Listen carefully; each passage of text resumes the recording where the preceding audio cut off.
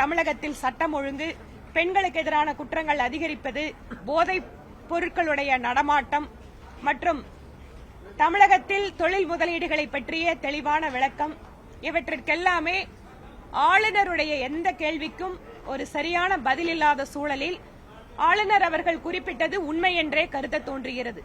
அதேபோல நேற்று அரசாங்கத்தினுடைய தனி தீர்மானமாக மத்தியிலே வளர்ச்சியடைந்த பாரதம் வேலை வாய்ப்புக்காக 125 நாள் கொண்டுவரப்பட்ட சட்டத்தை திரும்ப பெற வேண்டும் என ஒரு தனி தீர்மானத்தை கொண்டு வந்திருக்காங்க.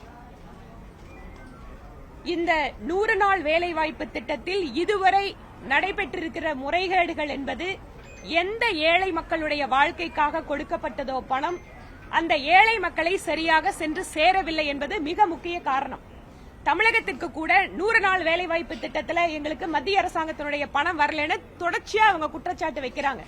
ஆனால் மத்திய அரசு கேட்கிறது பயனாளிகளுடைய சரியான விவரங்கள், அவர்களுக்கு கொடுத்திருக்கக்கூடிய தொகை பற்றி எல்லாம் செலவழித்த விஷயங்களை நீங்க சொல்லுங்கன்னா அதற்கு தமிழக தரப்பிலிருந்து எந்த பதிலும் இல்லாமல் பொதுவாகவே நிதி வரவில்லை என்பதுதான் இவர்களுடைய குற்றச்சாட்டாக இருக்கிறது. அது மட்டுமல்ல, எந்த ஒரு மத்திய அரசின் திட்டமாக இருந்தாலும் எதிர்ப்பது என்பதை மட்டுமே குறிக்கோளாக வைத்துக் கொண்டு இந்த மாநில அரசு செயல்பட்டுக் கொண்டு வருகிறது.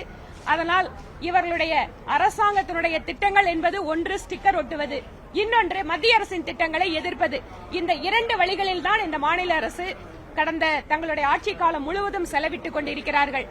தமிழகம் என்பது ஒரு நன்றாக தொழில் வாய்ப்புகளை பெற்றிருக்கக்கூடிய, கல்வி அறிவு அதிகமாக பெற்றிருக்கக்கூடிய ஒரு மாநிலத்தில் நம்முடைய வளர்ச்சி என்பது அது உண்மையான ஒரு இலக்கை நோக்கி அடையாமல் இவர்களுடைய குடும்ப ஆட்சி மற்றும் அமைச்சர்கள் மீதான புகார்கள், ஊழல் புகார்கள், அதற்கு எந்த பதிலும் கிடையாது. இவர்களால் நேர்மையான ஆட்சி இங்க நடத்துறோம்னு சொல்ல முடியல. ஏனென்றால் இருக்கின்ற அமைச்சர்கள் மீதான அத்தனை குற்றச்சாட்டுகள், அமைச்சர்கள் ஜெயிலுக்கு போவதெல்லாம் இவர்களுடைய ஆட்சியில தான் நடக்குது. அது பற்றி எந்த விதமான விளக்கமும் அரசாங்கத்தின் தரப்பிலிருந்து வரவில்லை. ஆக இந்த கூட்டத்தொடர் முழுவதும் மீண்டும் மக்கள் நம்மை புறக்கணித்து விடுவார்கள் என்பதை தெரிந்து கொண்டு நாங்க தான் வரப்போறோம் சொல்றது மட்டும்தான் அரசாங்கம் செய்கின்ற வேலையாக இருக்கிறது. நான் இப்ப சொன்ன மாதிரிதான் மக்கள் தெளிவாக முடிவெடுத்து விட்டார்கள். அதனால அதை அந்த உண்மையை அவர்களால் ஜீர்ணிக்க முடியாமல் நாங்க தான் வருவோம் பேசுறதுக்காக இந்த 2.0 அப்படிங்கிற ஒரு புது விஷயத்தை மக்கள் முன்பாக வைக்கிறாங்க. நன்றிங்க.